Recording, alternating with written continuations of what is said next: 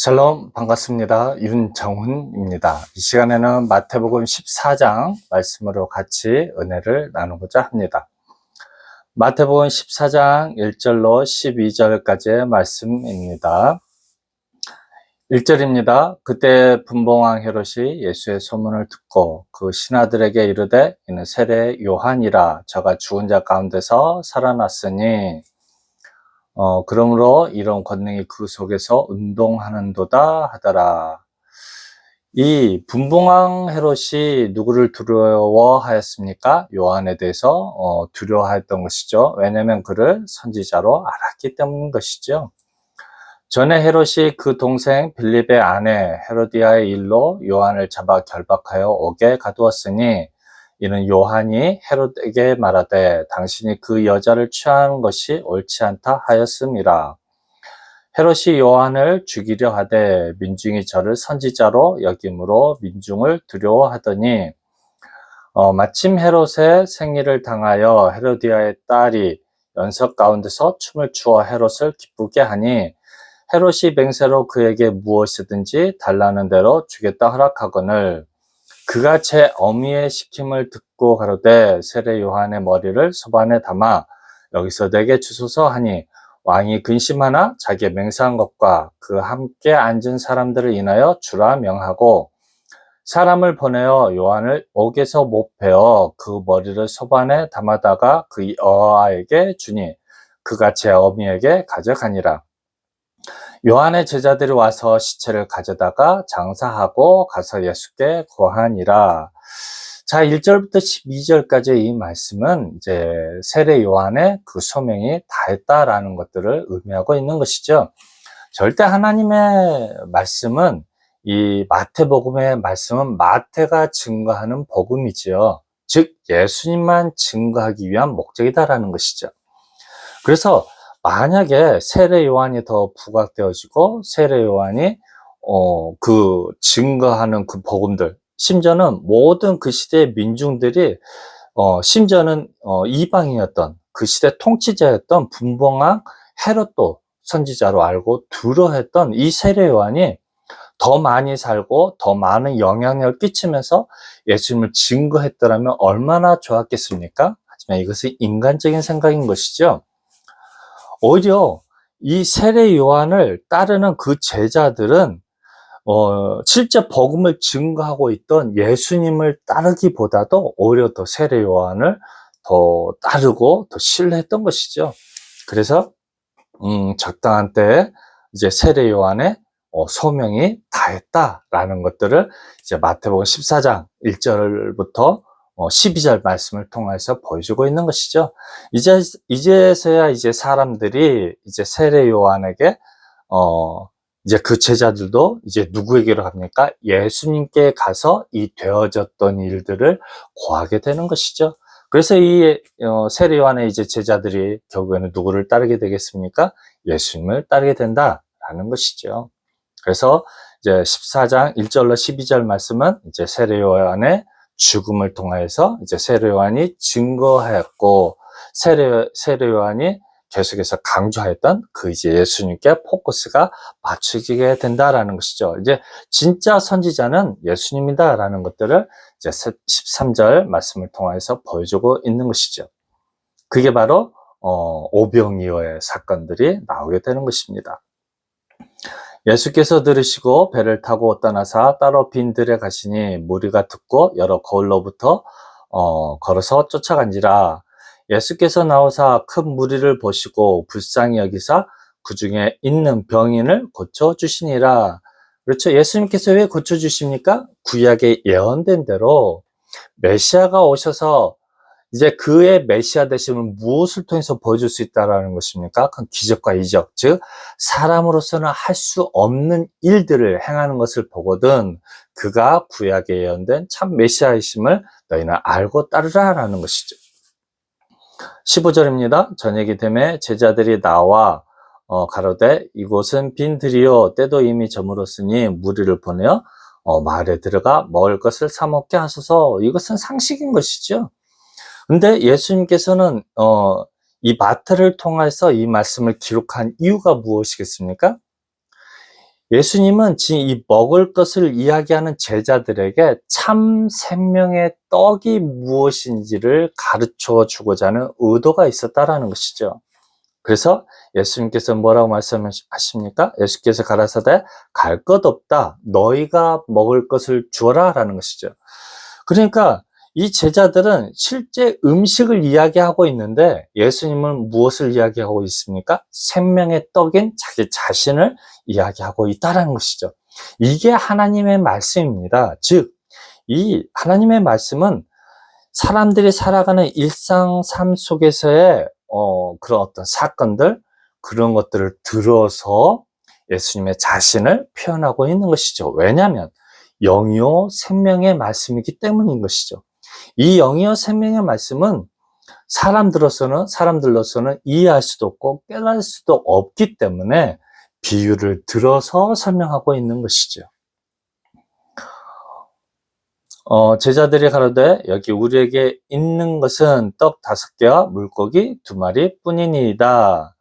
가라사대 그것을 내게 가져오라 하시고 무리를 명하여 잔디 위에 앉히시고 떡 5개와 물고기 2마리를 가지사 하늘을 우러러 축사하시고 떡을 떼어 제자들에게 주시매 제자들이 무리에게 주니.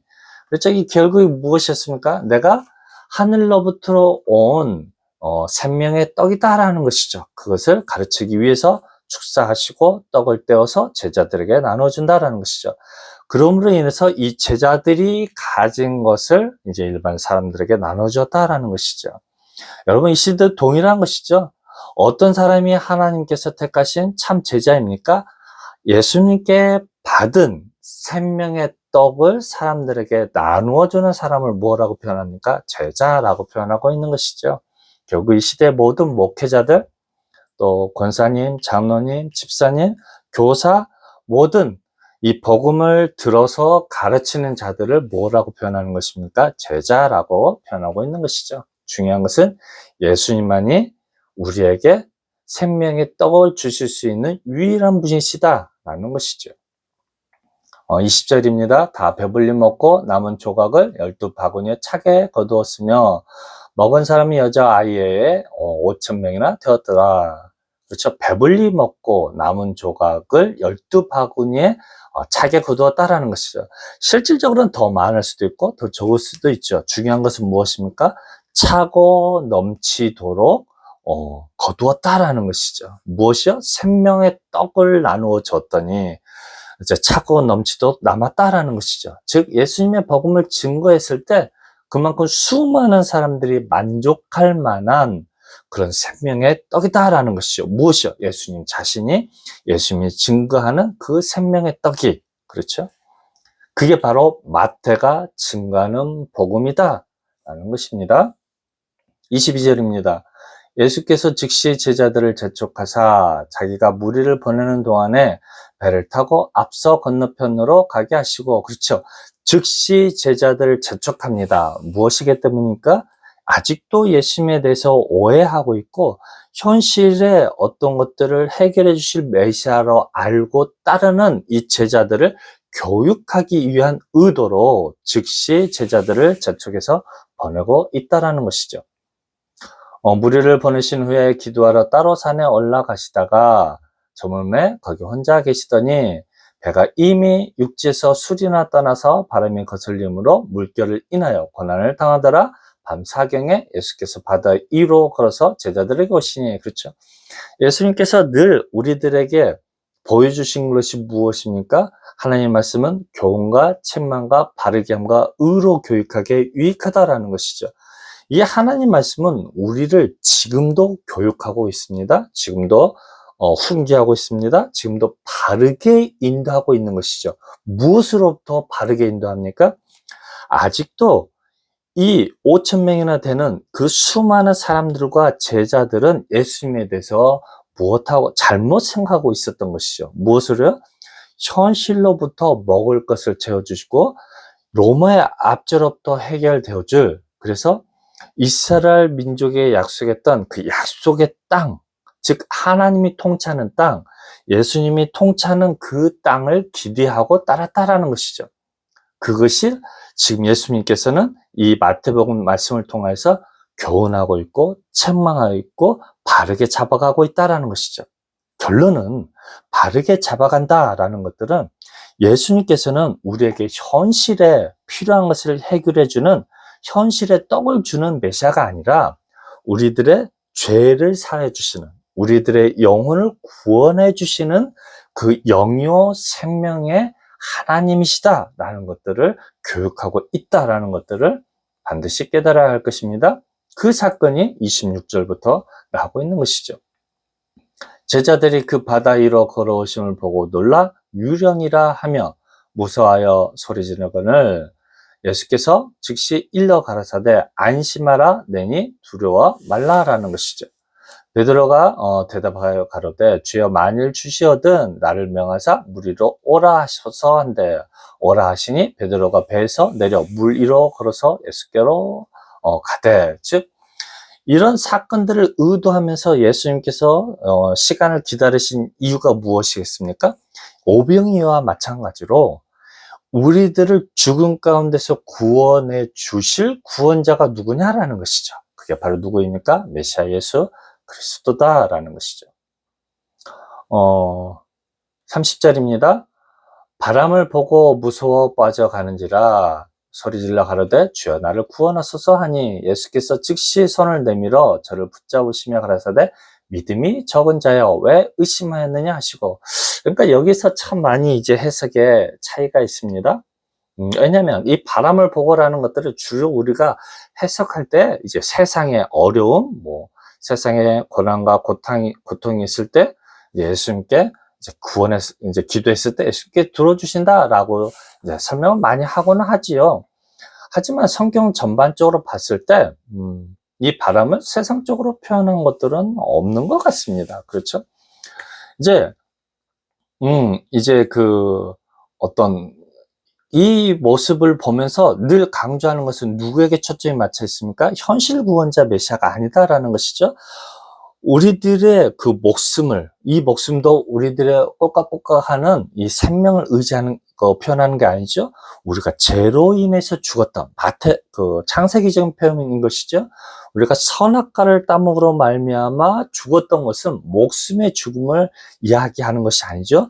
하나님으로부터의 단절을 무엇으로 표현합니까? 죽음으로 표현하고 있는 것이죠. 이 죽음으로부터 해결해 주실 메시아를 설명하고 있다는 것이죠. 그래서 사실 이 30절 말씀은 정말 부귀와 영화와 권세와 이런 사람들에게는 이 표현이 통용되지 않는 경우가 많다라는 것이죠.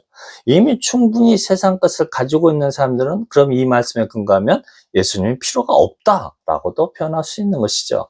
그런 의미가 아닌 것이죠.